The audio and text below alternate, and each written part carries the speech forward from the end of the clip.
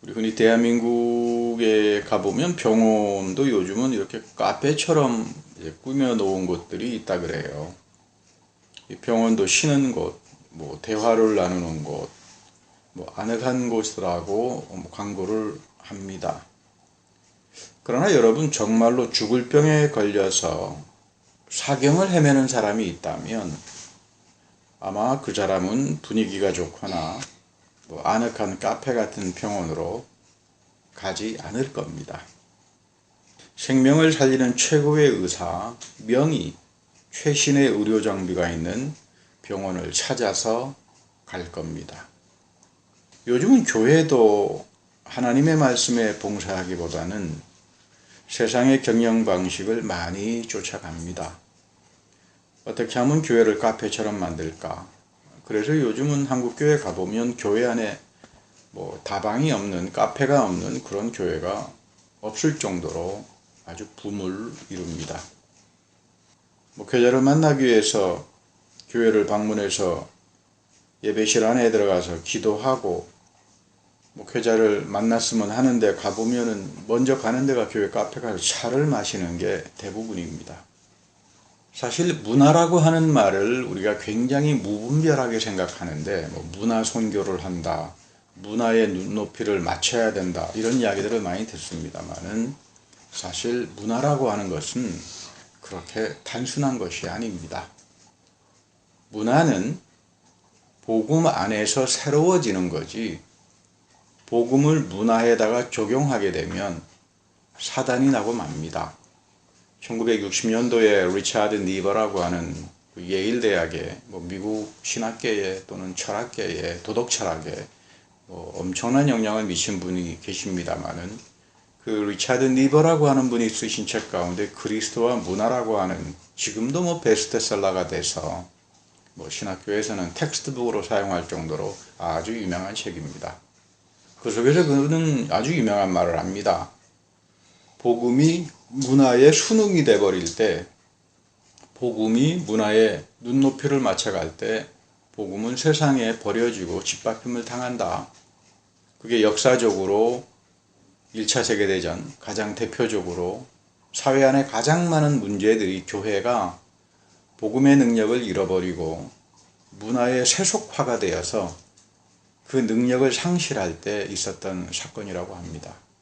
그런가 하면 항상 문화를 복음 안에서 새롭게 갱신하고 비판하고 회개해 나가게 하는 교회는 비록 소수의 무리지만 그런 그룹들이, 그런 믿음의 공동체들이 인류의 역사를 보면 하나님의 위대한 일을 감당하고 살았다라고 하는 그런 이야기를 니버라고 하는 그 교수의 책에서 읽은 걸 기억합니다. 사도행전 6장에 가면 예루살렘 교회가 갑자기 부흥합니다. 성령이 임재하고 주님께서 사람들에게 영적 각정을 주셔서 교회로 인도하기 시작하다가 보니까 교회가 사람이 늘어나기 시작합니다. 그래서 여러분 교회의 부흥은 우리가 하지 못합니다. 하나님께서 선택한 사람들을 교회로 불러주실 때 영적 부흥이나 각성이 일어나는 거지요. 이렇게 되니까 문제가 생깁니다. 전혀 비본질적인 문제를 가지고 서로 갈등합니다. 왜 구제를 정당하게 안 하느냐? 교회 행정을 바르게 안 하느냐? 그때 사도들이 내린 결정이 아주 중요합니다. 우리는 기도와 말씀으로 되돌아가겠다. 가장 기본적인 문법으로 우리는 되돌아가겠다. 그렇잖아요. 사도라고 하는 게 뭐 대단한 겁니까? 예수님께서 너희들에게 이런 거 하라라고 명령한 거 지키고 순종하는 사람들이 사도지. 우리 예수님께서 우리에게 뭐 행정을 제대로 해라, 무슨 뭘 제대로 해라 이렇게 우리가 명령받은 게 없다 이 말이에요. 주님께서 주신 가장 기본적인 약속과 명령에 우리가 충실하겠다. 그래서 기도와 말씀에 대한 봉사를 헌신하겠다 이렇게 말합니다.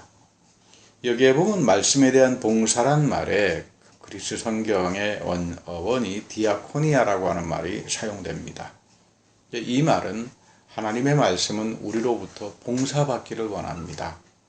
이게 무슨 말일까요?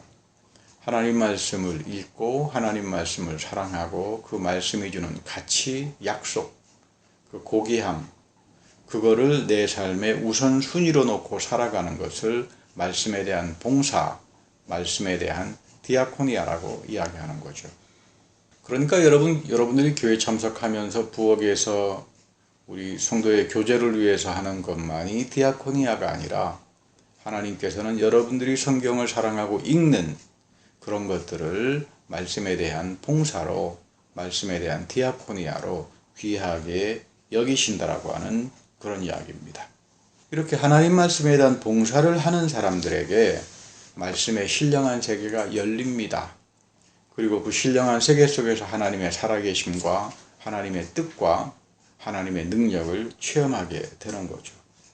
그런데 이런 말씀의 봉사가 사라지기 시작하면 외적인 것들이 치장되기 시작하고 외적인 문제들이 생겨나고 교회는 보다 더 성도들의 유익함과 편의함과 휴식을 위해서 카페를 만들어야 되고 영화관을 만들어야 되고 이러면서 결국은 세속주의 문화에 먹혀버리면 결국 그 교회는 세상에 나가서 조롱거리나 밟히고 말게 됩니다.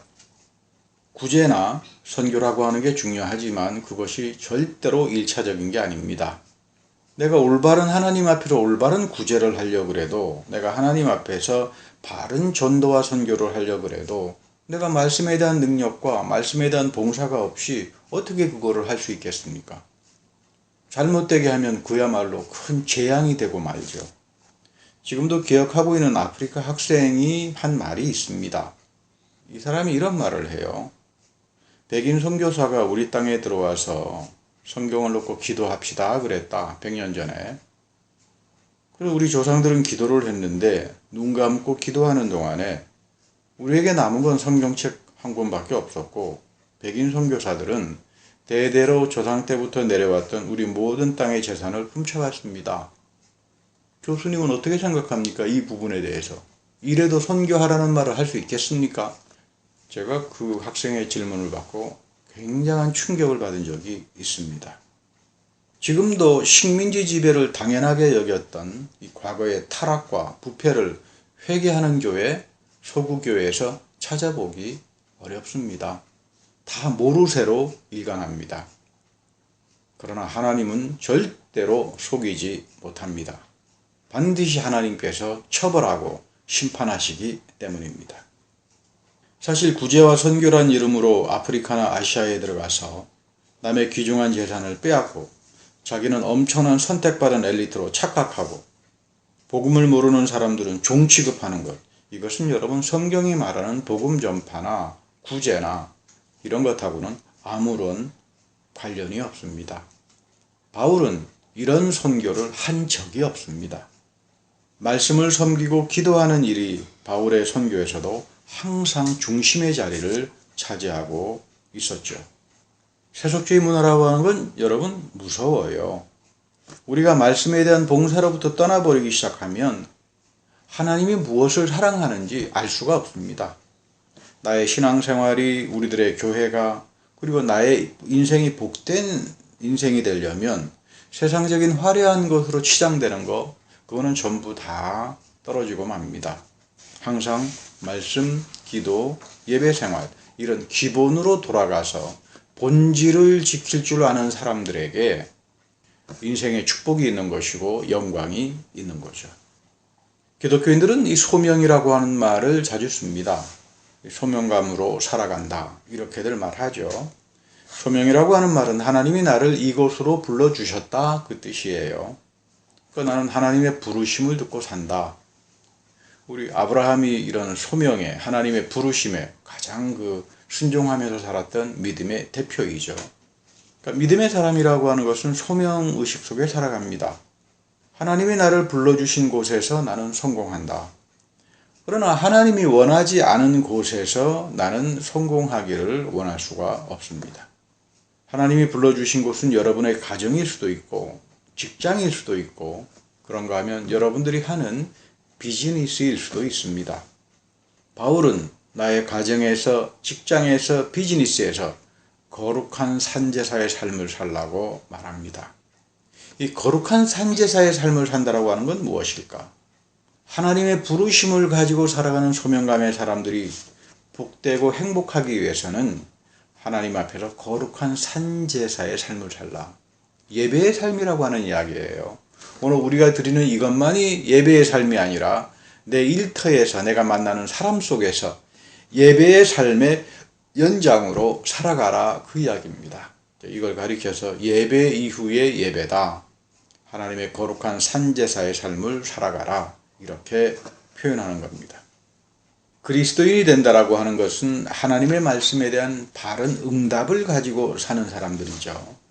우리가 성경을 통해서 배우는 아주 중요한 하나님의 성품이 있습니다. 우리가 성경을 읽고 배우는 것은 하나님이 어떤 분이신가를 배우기 위해서입니다. 우리 가장 대표적으로 출애굽기 34장 6절이 하나님의 스스로를 드러내신 계시의 사건이라고 해서 참 소중하게 우리가 생각합니다만, 그 외에도 많은 하나님의 성품이 나타나요. 우리가 성경을 읽다가 보면 그 중에 하나님의 성품 가운데 가장 그 중요한 성품 하나가 언약을 맺으시는 분이에요. 하나님은 언약을 맺습니다. 하나님은 아브라함과 언약을 맺고 모세와 언약을 맺고 예레미야와 새 언약을 맺습니다. 하나님이 왜 이렇게 언약을 맺는 걸 좋아하실까? 간단합니다. 하나님이 인격적인 분이기 때문입니다. 여러분, 인격이라고 하는 것은 성숙하지 못한 사람하고는 우리가 언약을 맺지 않죠. 우리도 세상에서도 어떤 사람과 계약을 맺는달지 약속을 할 때, 저 사람은 인품이 좋은 사람이 아니고 성실한 사람이 아니어서 이 약속을 깨버릴 거야, 이런 사람들하고는 우리는 약속을 맺지 않습니다.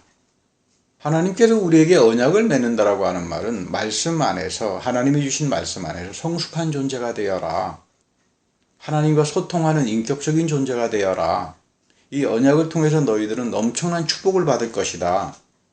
그래서 이 언약에는 내가 바른 응답을 하고 살아가는가 책임이 담기게 됩니다.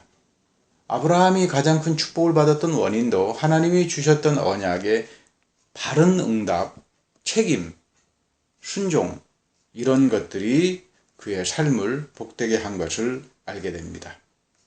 그렇습니다. 이스라엘 백성들이 하나님의 언약 앞에서 바른 응답을 가지고 살 때 이스라엘에게는 놀라운 하나님의 형통함이 있었지만, 그러나 이들이 이 말씀에서 빗나가고 우상 숭배로 가고 세속적인 문화에 순응하기 시작하면서 이들은 결국 빗나갔고 바벨론으로 끌려가서 70년이라고 하는 혹독한 하나님의 심판을 경험하는 걸 알 수 있습니다. 하나님은 오늘 우리에게 예수 그리스도 안에서 언약을 맺습니다. 바울은 이것을 새 언약이라고 말합니다. 예수님의 십자가에서 하나님이 우리들에게 용서하신다라고 하는 언약, 약속을 합니다. 너희들이 죄사함을 얻기 원하면 예수의 십자가 앞으로 나오라. 다른 데 가서 너희들은 너희들의 죄사함을 받을 수가 없다.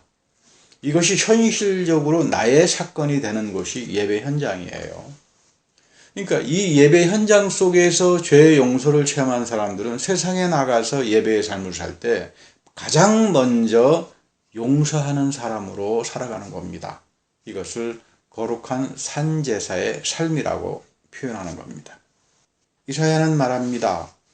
하나님과 나의 사이를 가로막는 것은 죄 때문이다. 내가 하나님과 소통하고 그분의 축복이 나에게 이어지려면 하나님과 내 사이에 있는 이 죄가 해결이 돼야 되는데, 인간으로서는 이 죄의 문제를 절대로 해결하지 못합니다. 죄는 성경 전체가 이야기하듯이 하나님만이 해결합니다. 이 죄를 용서하는 것이 하나님의 성품이요, 그리고 이러한 용서 속에는 하나님의 고귀한 희생이 치러집니다. 왜 고귀한 희생을 통해서 하나님의 아들인 예수 그리스도가 저렇게 처참할 정도로 십자가에서 죽어야만 우리의 죄가 용서가 되는가? 이것은 세상이 말하는 죄 개념하고는 전혀 다르기 때문입니다. 성경에서 말하는 죄라고 하는 것은 단순하지 않습니다. 죄는 우리에게 사망을 가져옵니다. 이 사망이라고 하는 것은 단순한 죽음이 아닙니다. 사망과 저주를 가져오는 게, 그래서 죄는 권세를 갖습니다.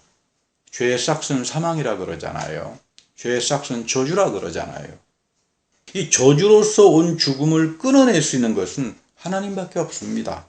그래서 여기에 제사성, 누군가가 희생함으로써 그 저주들을 끊어내는 그 영적 사건이 나타나야 하는데, 우리에게 죄로부터 온 저주와 사망을 끊어내 주시는 그 사건은 예수 그리스도가 십자가에서 화목제물이 되셨고 우리를 위하여 희생제사가 됐다라고 하는 그거 위에는 그 어떤 것도 이 안에는 들어갈 수가 없다는 겁니다. 이것을 체험한 사람들에게 죽음은 평화가 됩니다. 죽음은 잠자는 것으로 표현됩니다.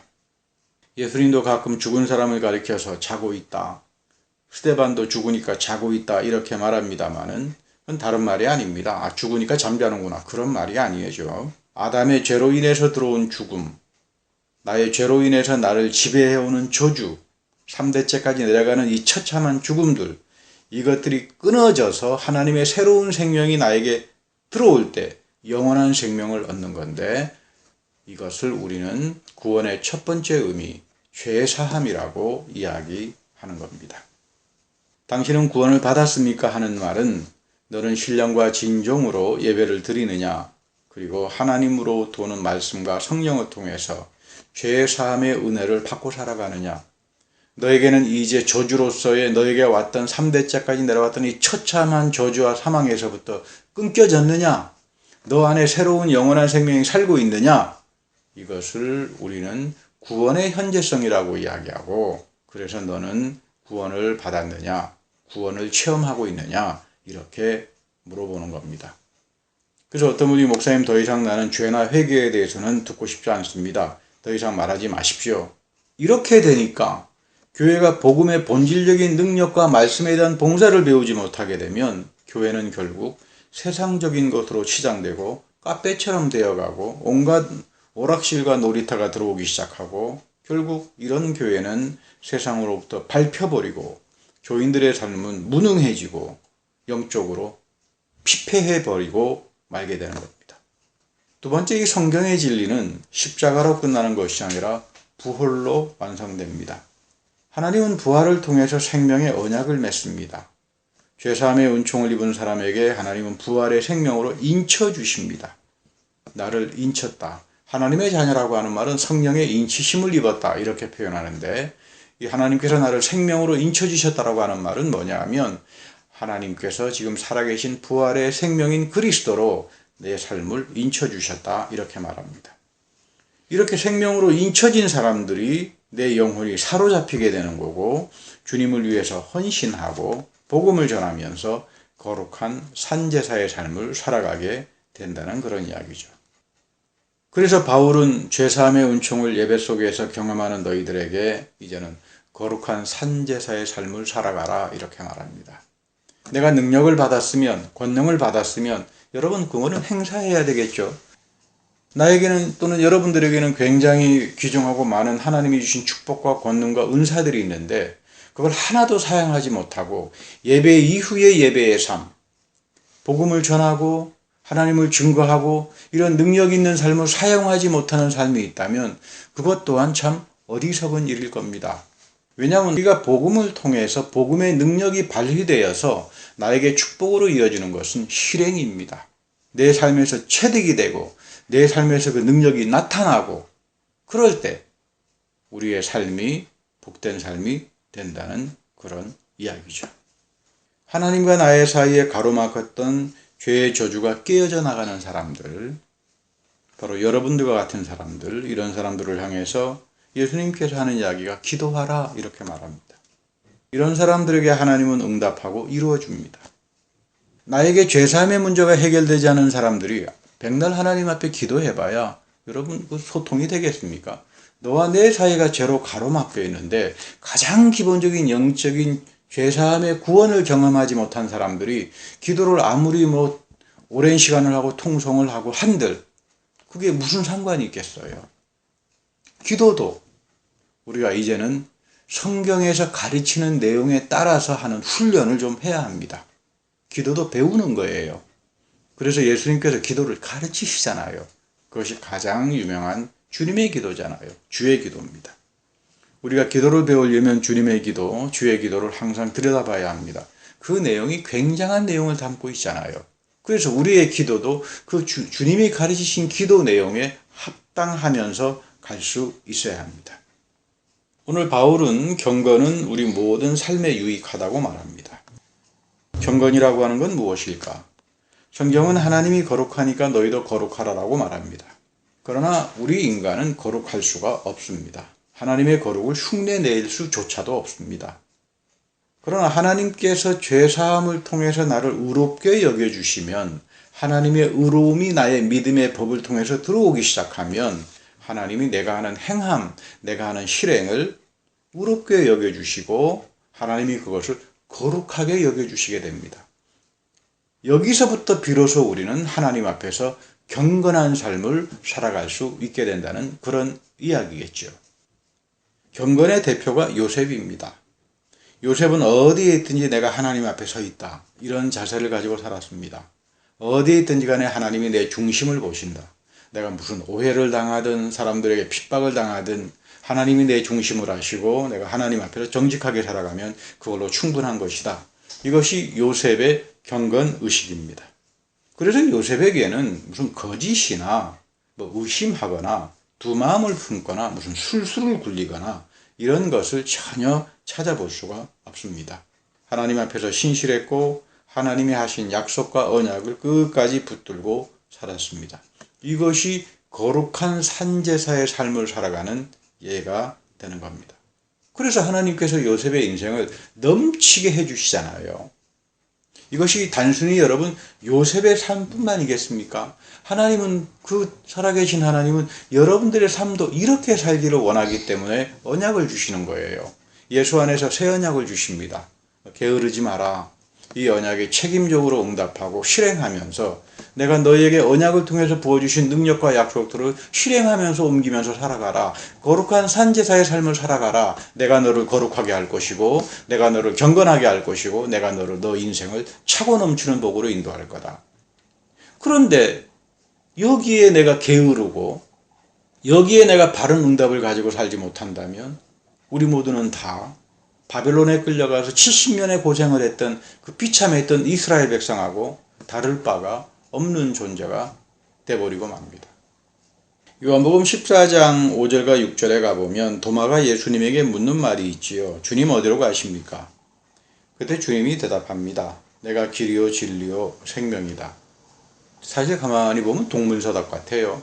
지금 도마는 어디로 가십니까? 물어보는데 예수님 저 같으면 나 어디 간다 이렇게 말을 할 텐데 예수님의 답변이 나는 길이요 진리요 생명이다. 내가 가긴 어디 가느냐 이 말입니다.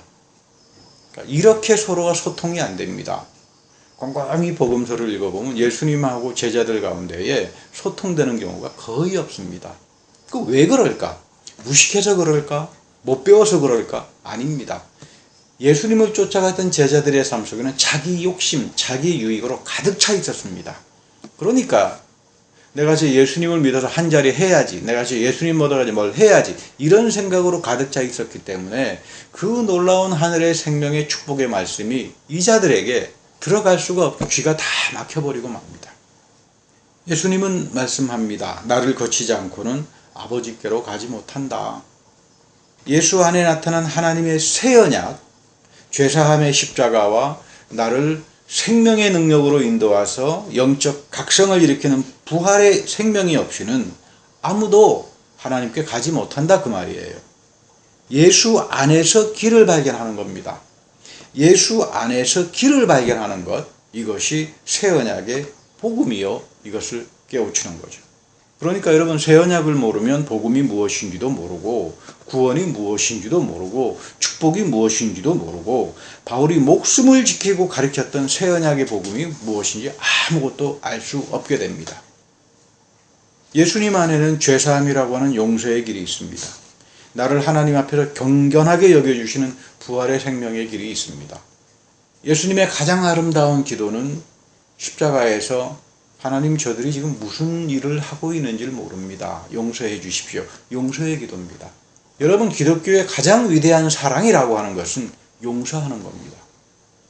여러분들이 세상에 나가서 기독교인으로서 하나님의 자녀로서 사랑하는 사람이 되고 싶다면 그것은 용서하는 삶을 실행에 옮기는 겁니다. 여러분, 사랑이라고 하는 걸 착각하지 마십시오. 사랑은, 성경에서 말하는 사랑은 용서입니다. 용서할 줄 모르는 사람을 가리켜서 우리는 사랑하는 사람이라고 말하지 않습니다. 용서하는 사람들에게 하나님의 구원과 권능과 영광이 드러난다는 그런 이야기죠.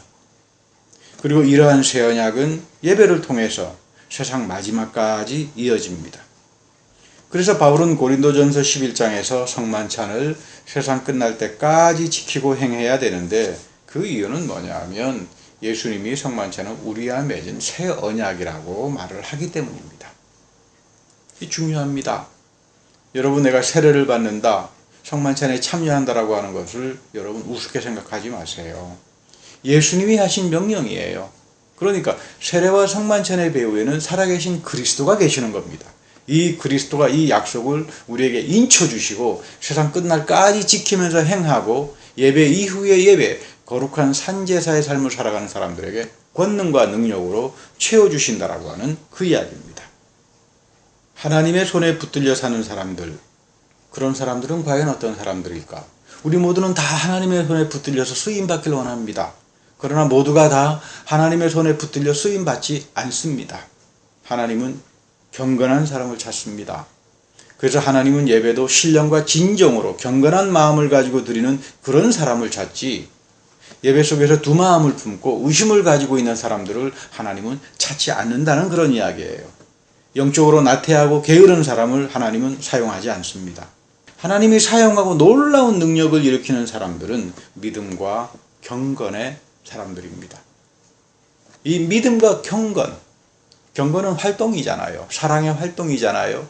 믿음은 성령이 내 안에서 만들어주시는 놀라운 하나님의 의로움이잖아요. 이거를 합친 것을 바울은 로마서에서 믿음의 법이다, 또는 갈라디아서 5장 6절에서 믿음은 사랑을 통해서 자기 자신을 표현하고 드러낸다, 이렇게 말합니다. 이 믿음과 경건을 동전의 앞뒤며처럼 간직하고 살았던 대표가 바로 아브라함이요, 요셉이요, 다윗이요, 그리고 여러분들의 믿음의 삶이 되어야 할 것입니다. 하나님이 시내 산에서 모세에게 십계명을 주실 때 이렇게 말합니다. 출애굽기 24장 17절에 보면 산 위에 하나님의 영광이 이스라엘의 자손의 눈에 맹렬히 불처럼 보였다. 하나님의 영광이 불처럼 나타났다. 하나님의 영광이 있는 교회는 누구일까? 하나님의 영광이 살아있는 사람들은 누구일까? 불타오르는 사람들이에요. 여러분들의 영혼에 하나님의 영광이, 하나님의 성령이 있는 사람들은 불타오르기 시작합니다. 교회도 세상의 영광이 아니라 하나님의 영광이 있는 곳에서 불타오르기 시작합니다. 성령은 불로 표현됩니다. 우리에게 뜨거움을 주고 신령한 기쁨을 주고 영적 각성을 일으키기 때문입니다. 그래서 오늘 출애굽기 24장 7절에 보면 아주 중요한 내용이 나오는데, 언약서를 가져다가 백성에게 낭독하여 듣게 하니 그들이 이르되 여호와의 모든 말씀을 우리가 준행하리이다, 이렇게 나옵니다. 이 준행이라고 하는 말을 들어보면 행하고 듣겠습니다라고 하는 뜻이에요. 행하고 듣겠습니다. 말씀이 오면 우리가 행하고 듣겠습니다. 굉장히 중요하죠. 우리는 듣고 행하는 걸로 생각하는데, 토라의 의미는 듣고 행하는 것이 아니라 행하고 듣는 겁니다. 이거 준행이라고 그러죠. 이거 굉장히 중요한 내용이에요. 누가 하나님의 말씀을 이해할 수 있는가? 누가 하나님의 말씀을 통해서 능력을 경험하는가? 행하는 사람이에요. 그 행하는 사람들에게 비로소 끊임없이 여러분들의 삶을 통해서 이루어나가는 하나님을 이해할 수 있고 경청할 수 있게 된다는 이야기예요. 그래서 여러분, 경청이라고 하는 말은 행함하고 같이 갑니다. 믿음이 경건하고 합쳐져서 믿음의 법이 되듯이 듣는 것과 행함이 하나가 합쳐져 가지고 행하고 듣고 행하고, 그렇게 해서 우리가 말씀에 담겨져 있는 신령한 언약의 백성으로 살아가게 된다는 거죠. 들어서 행함이 없는데, 듣고 행함이라고 하는 것은 서로 구분되는 것이 아니라 믿음과 경건이 하나인 것처럼 행함과 들음, 들음과 행함도 말씀 앞에서 하나가 되는데 이것을 가리켜서 말씀에 대한 디아코니아다, 말씀에 대한 봉사다, 이렇게 사도행전에서는 말을 하는 겁니다. 여러분들에게 문제가 있나요? 여러분들의 간구할 내용들이 있나요? 하나님이 여러분들의 그 문제를 해결하기 전에 먼저 여러분들에게 원하는 것이 있습니다. 거룩한 산제사의 삶을 살아가라. 믿음과 경건이 믿음의 법을 가지고 살아가라. 말씀을 행하고 듣는 말씀에 대한 봉사를 가지고 살아가라. 그래서 하나님의 성령의 영광이 너희들의 속사람 안에 타오르기 시작할 때부터 여러분들의 기도나 여러분들의 간구나 여러분들이 가지고 있는 육신의 질병이나 모든 염려가 하나님께서 다스립니다. 하나님의 다스림, 이것이 하나님의 나라의 원래 뜻이자 그러잖아요. 하나님의 나라라고 하는 건 하나님이 다스리죠. 하나님이 다스리면 평화가 오게 되죠.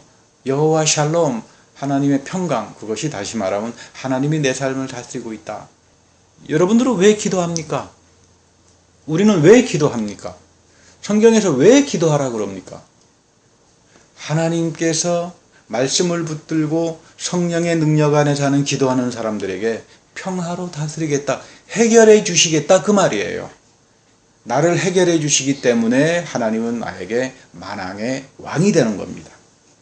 하나님을 왕으로 인정하는 사람들, 하나님의 평화로 내 문제를 해결받기 원하는 사람들은 말씀에 봉사하고 믿음과 경건을 가지고 사는 사람들이고 기도하는 사람들이고 거룩한 산제사의 삶을 살아가고 있는 사람들입니다. 나는 아무리 왜 기도해도 하나님께서 이어주지 않으실까? 왜 내가 그렇게 간구하는데 하나님께서 내 문제를 해결하지 않으실까? 내 삶을 먼저 돌아봐야 합니다. 나에게는 거룩한 산제사의 삶이 조금이라도 있는가? 나에게 자원하는 심령이 있는가? 나에게 영적인 기쁨이 있는가? 그리고 이런 사람들 안에서 성령이 기도를 합니다. 여러분, 기도는 처음에는 내가 하는 것 같지만 조금 시간이 지나면 내가 기도 안 합니다. 여러분, 기도 생활을 오래 하신 분들이 알 겁니다. 기도는 성령이 하십니다. 이런 분들은 기도가 지루하지 않아요. 여러분, 내가 기도할 때는 한 10분 하면은 몸도 쑤시고 해서 기도 못 합니다. 성령이 내 안에서 기도하기 시작하면 한 10분 좀 기도했나 그러고 눈 떠보면 2시간, 3시간이 지날 때가 흔히 있어요. 아마 여러분들도 그런 체험을 하는 분들이 있을 겁니다만은, 바울은 고린도전서 2장 10절에서 놀라운 말씀을 하시죠. 하나님은 성령을 통해서 하나님의 생각을 알려주신다. 하나님의 뜻을 알려주신다. 하나님이 나를 향한 생각을 알려주시는 분은 성령입니다. 왜냐하면 성령께서 모든 것들을 살피시고 하나님의 깊은 경륜, 하나님께서 깊이 숨겨놓은 신비함, 장차되어질 모든 예언, 섭리, 이런 것들을 성령이 살피세요. 여기서 말하는 살핀다라고 하는 이 동사는 searching한다, 추구한다, 이런 뜻이에요. 늘 성령께서 하나님의 뜻과 신비와 경륜과 약속들을 살핍니다. 그러니까 성령만이 아시는 거죠. 사람들이 알 수가 없죠.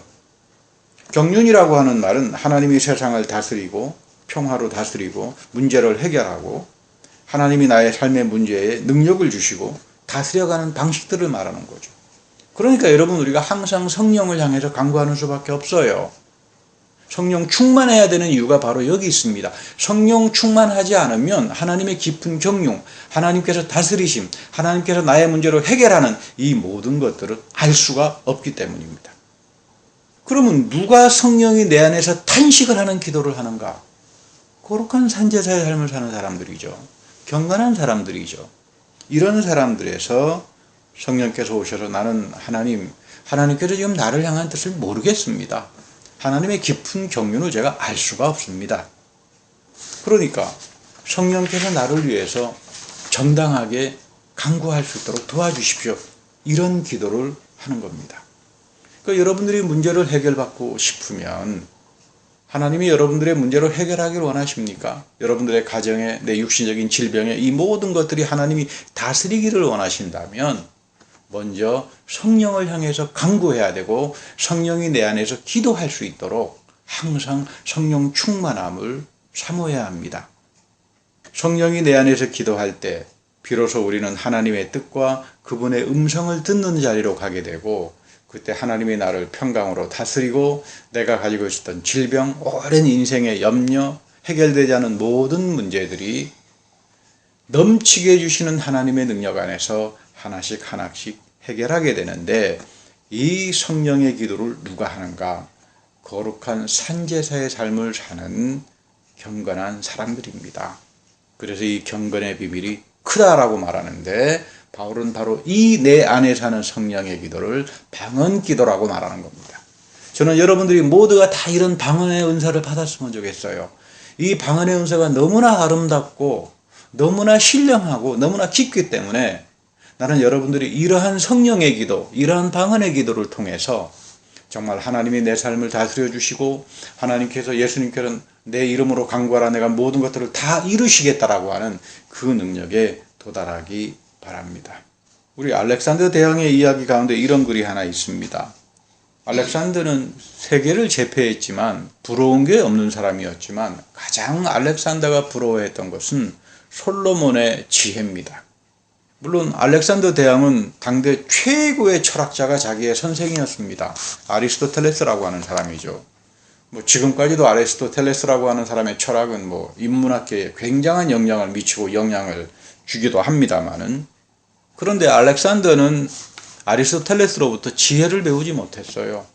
철학과 도덕과 인문학적인 사회와 비판적 능력을 배웠는지는 모르지만 지혜를 배우지 못했습니다. 그래서 하루는 이스라엘을 찾아와서 하나님의 사람과 논의합니다. 임금님, 세상에서 가장 부러운 것이 뭡니까? 왜 나를 찾아왔습니까? 그랬더니 금은보화입니까? 그러니까 알렉산더가 대답합니다. 나에게는 금은보화도 많이 있고 조금도 부럽지 않습니다. 나는 이 하나님의 지혜가 뭔지 좀 알고 싶다. 그리고 하나님의 정의, 하나님의 의로움이 뭔지 알고 싶다. 나는 그 당대 최고의 철학자인 아리스토텔레스에게 가가지고 공부도 했지만 하나님의 지혜와 하나님의 정의에 대해서는 난 들어보질 못했다. 그래서 랍비가 이런 말을 합니다. 한 사람이 시장에서 마개를 하기 위해서 넉마더미를 하나 샀는데, 이 넉마 같은 걸 사가지고 집에 와서 보니까 그 안에 많은 금은보화가 있더라. 그래서 주인에게 찾아가서 내가 넉마를 산 거지 금은보화를 산 거는 아니지 않느냐, 돌려받으시오. 그랬더니 이 주인이 하는 이야기가, 나는 당신에게 이거를 팔았지 내 금은보화를 판 적은 없으니까 나는 돌려받을 수가 없어. 그래서 서로 옥신각신합니다. 그래서 이 랍비를 찾아왔습니다. 그래서 이런 판결을 내립니다. 당신에게는 딸이 있고 당신에게는 아들이 있지 않소. 그러니까 이 둘을 결혼시킨 다음에 그 금은보화는 물려주시오. 그러면은 여러분들에게 하나님의 축복이 있을 겁니다. 이것이 하나님의 지혜고 하나님의 의로움입니다. 이렇게 이야기했더니 알렉산더 대왕이 하는 이야기가, 우리 문화, 그리스 문화하고는 달라도 너무나 다르다. 우리나라에서의 정의라고 하는 것은 두 사람 다 죽여버리고 돈은 내가 갖는다. 이것이 우리 그리스의 정의다. 여러분, 세상의 정의는 그렇습니다. 경쟁입니다. 그래서 세상의 정의라고 하는 것은 힘과 권력으로 이루어지기 때문에 학교도 좋은 곳을 다니려고 하고, 애쓰고 돈도 벌려고 애를 쓰고 경쟁과 스트레스 속에서 살아가고, 가진 자가 돼야만 정의가 되니까, 가진 자가 하는 말이 진리가 되니까, 그래서 세상에 나가서 그 어렵고 힘든 생들을 사는 겁니다. 그러다가 경쟁과 권력 투쟁으로 결국 병들어서 죽는 것이 참 허무한 인생이죠. 그러나 여러분들이 교회 안에 들어와서 하나님과 새 언약을 맺는 백성이 될 때는 이런 세상적인 건 버려야 합니다. 오직 하나님 한 분만이 의로우신 분이고 나를 다스리시는 분이고 내 문제를 해결하시는 분이다. 그리고 이 하나님의 정의는 십자가 부활에서 나타났고 나를 용서하시고 성령으로 새롭게 해서 나를 거룩한 산제사의 삶을 살아가게 한다. 이런 사람을 하나님은 경건한 자녀로 내 삶을 회복하게 하셔서, 이러한 경건한 사람들이 기도할 때 성령이 부어지고 성령이 여러분들 안에서 간구하고 기도하면서 하나님의 깊은 경륜과 그 축복을 여러분들의 인생에 이어가게 하는 것, 이것이 하나님이 여러분들을 위한 의로움이요 구원이요 축복입니다. 거룩한 산제사의 삶을 살면서 이런 신령한 하나님의 축복에 우리 모두가 다 다가서는 귀한 여러분들이 되기를 바랍니다. 기도하겠습니다.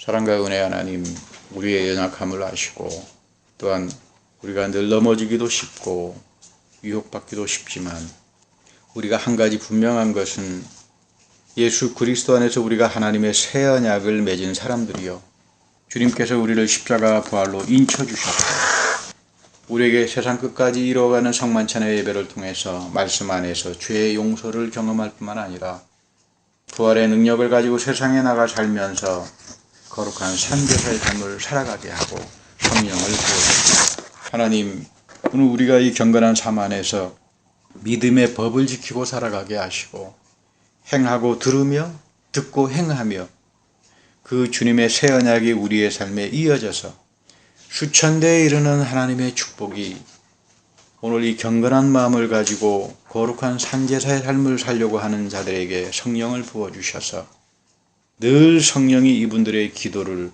하게 하고 응답받고 해결받는 주님의 귀한 백성들이 다 되게 하옵소서. 우리 구주 예수 그리스도의 이름으로 감사하며 기도드립니다.